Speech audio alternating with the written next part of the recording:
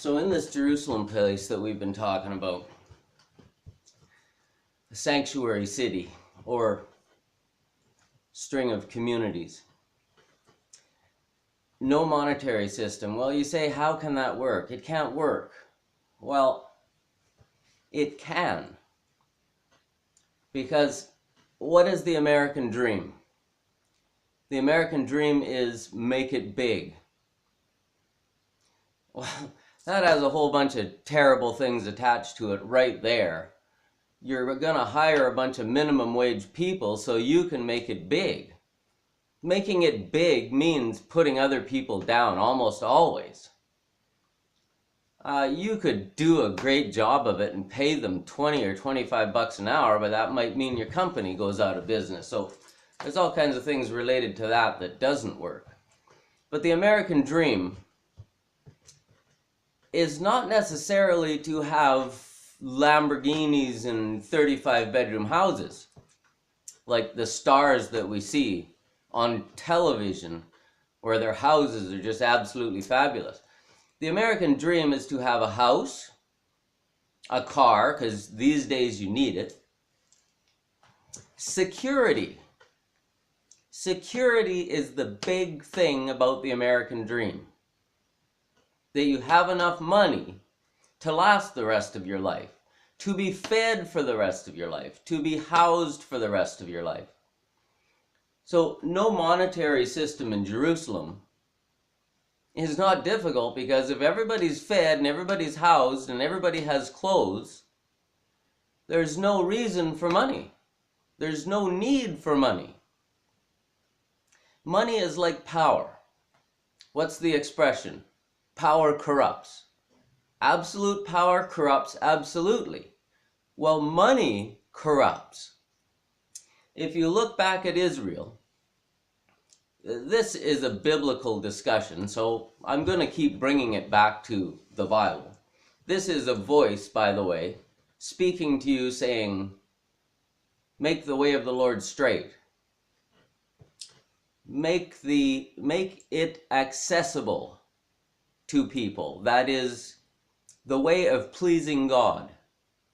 What does that mean?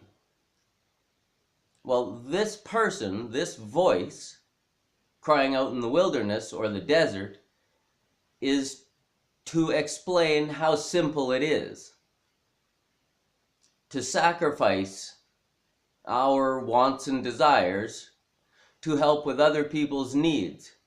That's it. That's it. God can't kill you if there's a wrath of God coming, which he says there is. He can't kill you. Jehovah's Witnesses say, and I keep bringing them up because I was raised in that cult, and now I thank God that I'm out of it. They say that everybody's going to be destroyed who isn't a Jehovah's Witness. What? What about Mother Teresa? If she was still alive at their so-called Armageddon coming, how many poor has she helped? How many orphans has she helped?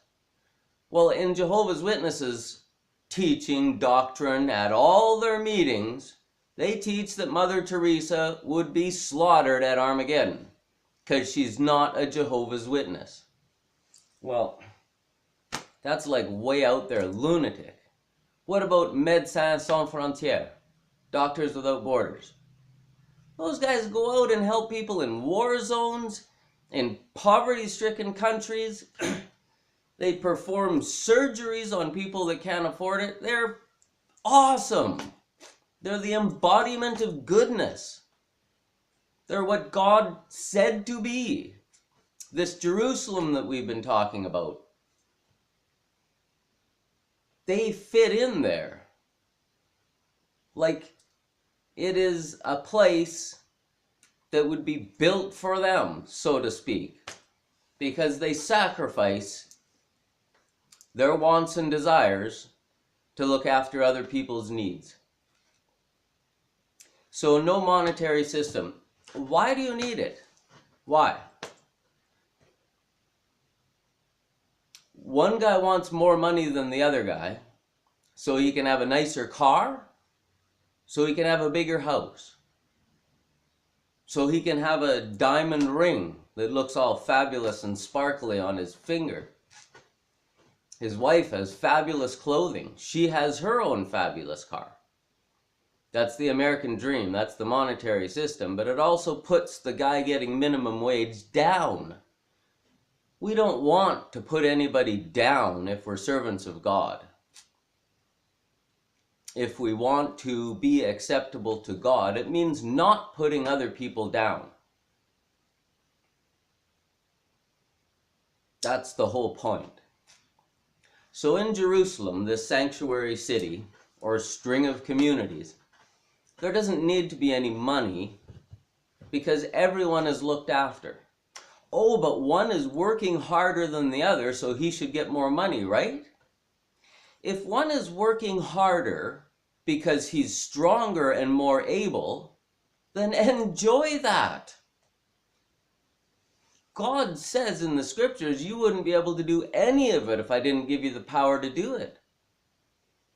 So one guy's got more power than the other, so let the guy that doesn't have much power work as much as he can. Maybe that's only 1 or 2 days a week. Maybe the other guy's working 6. Well, the guy that's working 6 is helping out the guy that can only work 1 or 2. And what is wrong with that? Being good? What is wrong with being good? Goodness is wonderful. Goodness is going to get you saved if you happen to die before this judgment, oh no, big religious judgment period comes. It is coming. It has to come. Because we're tempting God all the time. We're saying, look, I can destroy your earth. I can rape it. I can beat the crap out of it. I can strip it of everything it owns, and you can't do nothing. Or you won't do anything. Well, tempt him all you want, because he's going to do something. It says in one scripture, he will ruin those ruining the earth. Well, we rape and pillage this place so bad. It's unbelievable. And our global warming. How many species are going extinct every year? It used to be 20, 30, 50, 100, I don't know. But now it's in the thousands? Holy cow!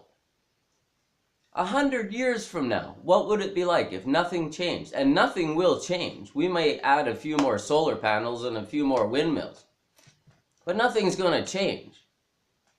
Because it's a matter of power and riches. And those with power and those with riches are not going to let it change. Because they will lose money. And they're not going to let that happen. So it can't change. We're buying more cars all the time. China and India want to be like us over here in America. Well, how's that going to happen?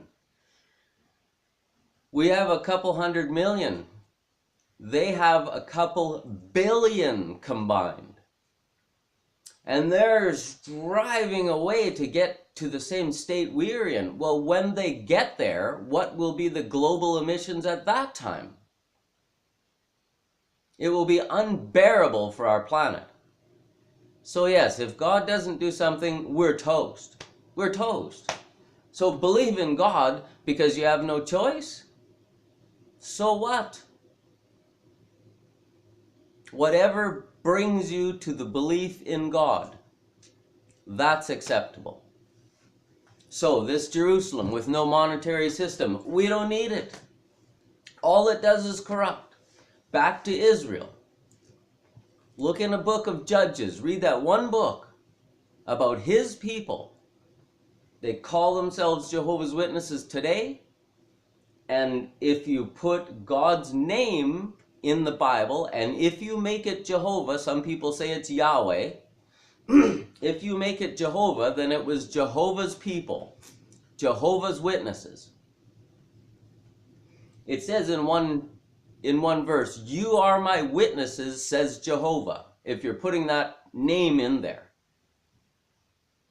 So Israel was Jehovah's Witnesses, was Jehovah's people. If you're going to put the name of God back in the Bible, they were Jehovah's people. Okay, Yahweh's people then, if you don't want to relate it to those people in the cult today. But for this illustration or example, we're going to use Jehovah's name, God's name, if it's translated Jehovah, and put it back in. So in Judges, it goes through a period of years, couple hundred years, I'm not sure, 300-400, I'm not sure of the time. But Israel, or Jehovah's people, Jehovah's Witnesses,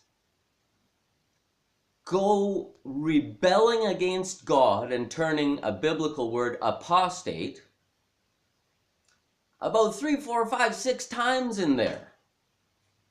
And every time it was money and power. Every single time. So to take money and power out of the equation and start a community, you have a near perfect community. Near perfect. Only people that are satisfied to help their neighbor will be there. And of course the people that need help from their neighbor. So no riffraff, no bad seed. Because bad seed comes from power, wealth, and all the garbage that goes along with it. So can we do it? Yeah, we can do it. We can do it. No monetary system. It's not needed. Look at the states, for example, their monetary system. Holy cow.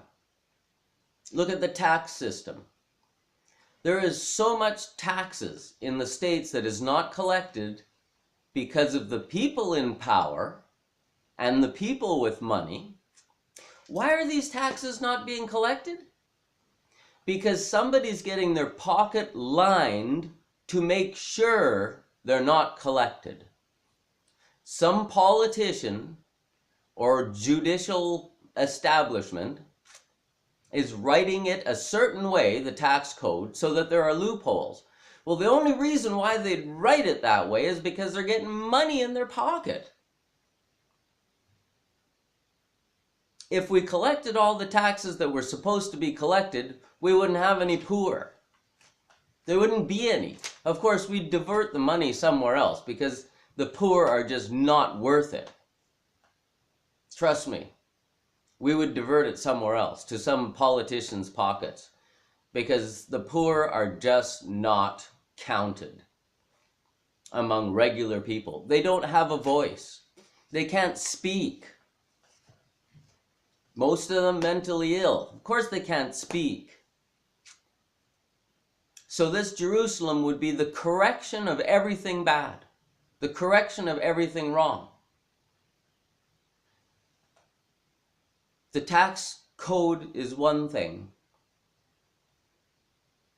Mr. Gates, let's get back to him. He's trying to make this thing all better. And I'm sure he's doing a great deal of good. However, Jesus gave an example of taking an old garment and putting a new piece of cloth on it and sewing it in.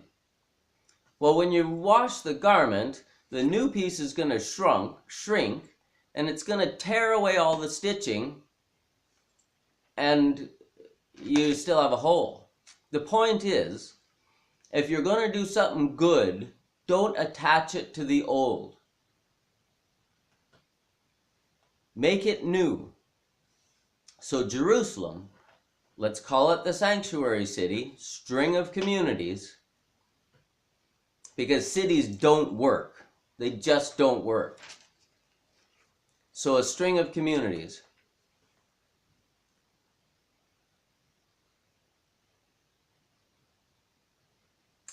Something new.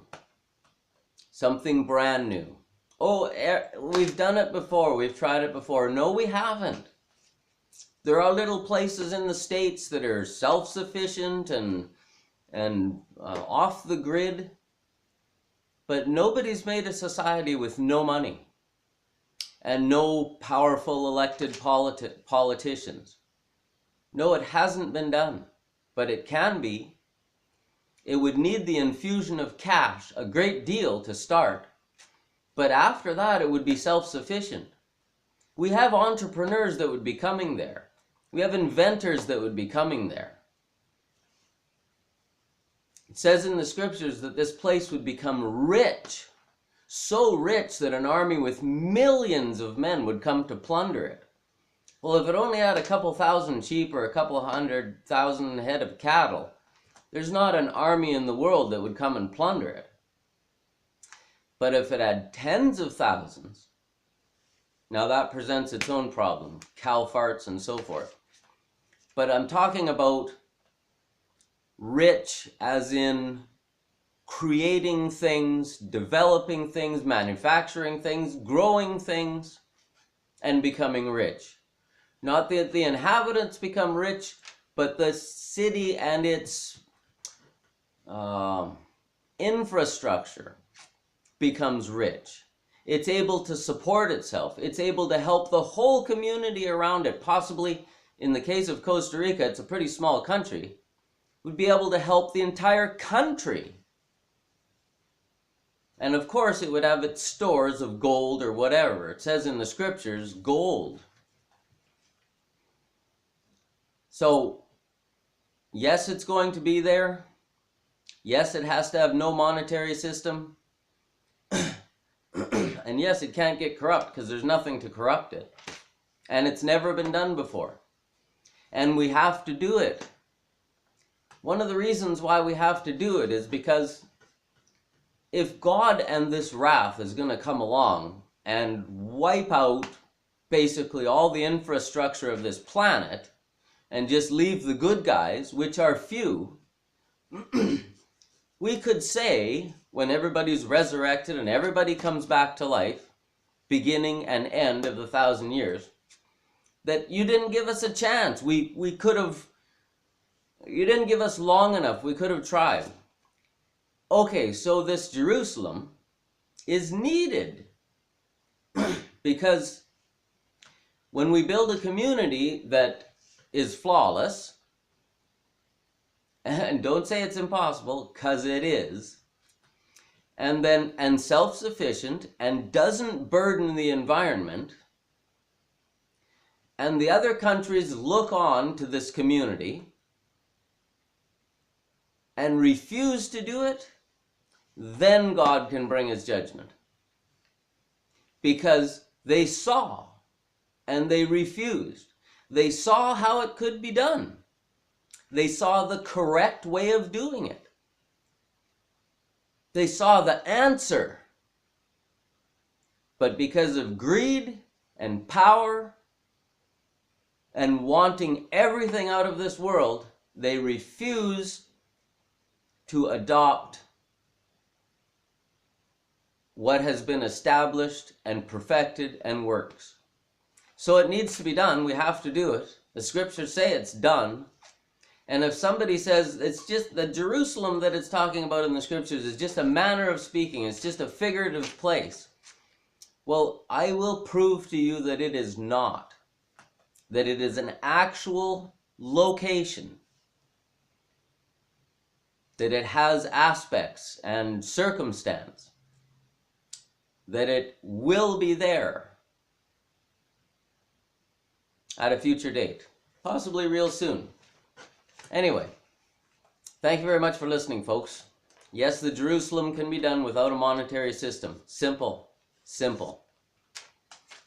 We just need smart people. And when we start Jerusalem, the smart people will come. Thank you very much for listening, my friends, and have a wonderful day. Sorry, this is the voice crying out from the desert saying, let's do this. Make the way straight, bulldoze the mountains, fill in the potholes. Any of you who are also telling the truth, and make it simple, because it is. Thanks, folks, again. And again, have a wonderful day, if you can. The folks that are broken down, they can't. But here's to you. And it is coming. Have hope. Trust in God, because it is coming. You are going to have relief. It is going to come.